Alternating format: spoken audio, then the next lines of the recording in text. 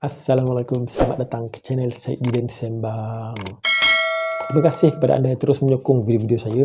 Pada kali ini, saya tidak akan buat pengajaran tetapi saya nak berbincang dan bersembang dengan anda tentang satu perkara yang saya ada terbaca di internet. Saya ada terbaca di internet berkaitan tentang tajuk murid tahun 1 2021 buta huruf.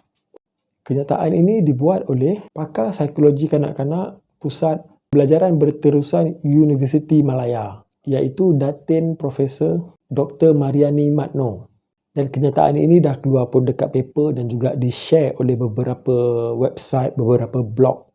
Jadi dalam kenyataan itu ada menyatakan yang murid tahun 1 2021 boleh mengalami masalah buta huruf ataupun keciciran dan menjadi kebimbangan ibu bapa. Siapa tak risau kan? Kita semua risau kalau anak kita tak boleh baca, tak boleh mengeja, tak boleh mengira. Dan perkara itu adalah disebabkan pada tahun lepas, banyak hari tak pergi sekolah. Dan bila kita buat online, banyak kekangan, ada yang tak boleh join. Dan dia ada gap di antara online kelas ni. Dia bukan two-way berdepan. Walaupun two-way ada komunikasi secara dalam talian, dia tetap ada gap. Okay, kalau berdepan tu lain kan.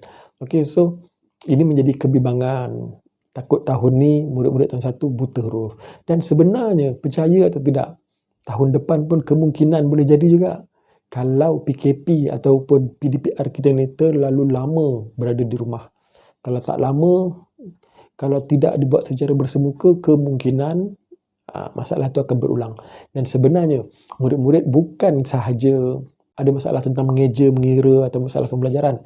Mereka hilang satu masalah ataupun mereka kurang satu pengetahuan, iaitu tentang ilmu disiplin, tingkah laku dan juga elemen-elemen nilai-nilai murni yang mereka belajar di sekolah. Sebagai contoh, murid tahun 1 ni lah kita nak bentuk dia punya disiplin. Bila time nak datang sekolah, apa uniform sekolah, kena belajar pakai baju yang kemas, waktu rehat bila, makan macam mana, nak beli makanan kena beratur, nak balik kena beratur dan sebagainya. Semua itu ada rutin. Jadi murid tahun 1 dan tadika kemungkinan tidak belajar benda ni, termasuk nilai-nilai murni. Bukan sahaja mereka tak belajar mengeja dan sebagainya. Dan benda ni menjadi kebimbangan ibu bapa. Yalah, kalau siapa tak bimbangan, semua bimbang. Kalau kita tengok di SKP murid tahun 1 BM, murid-murid mesti boleh membaca dan menyebut perkataan, huruf vokal dan huruf konsonan. Mesti boleh menulis huruf dan suku kata. Mesti boleh bercerita dan berdialog. Dan mesti boleh memahami dan mengenal pasti kata nama am. Mungkin yang belakang tu agak berat, tapi yang awal-awal tu untuk mengenal huruf, menyebut tu mungkin tak ada masalah.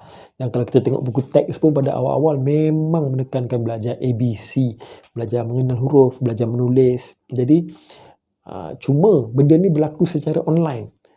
Macam mana kita nak make sure murid tu menulis dengan betul, menyebut dengan betul secara online. Di situlah yang ada gap.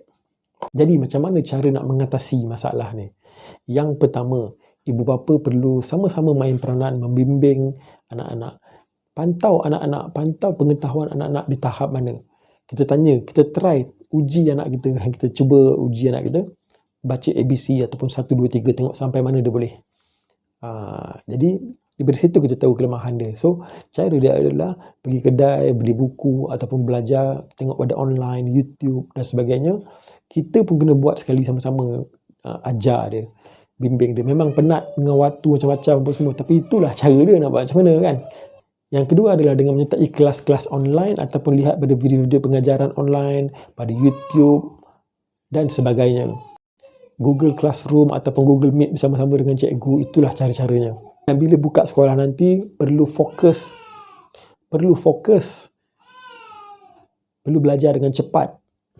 Jangan main-main lagi sebab dah banyak yang ketinggalan, banyak kita nak kejar balik pada murid-murid ni kan.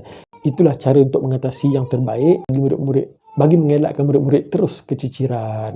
Itu saja daripada saya. Kita jumpa lagi untuk video akan datang. Teruskan like, share dan subscribe. Terima kasih kerana menyokong video-video saya. Jumpa lagi. Assalamualaikum. Bye-bye.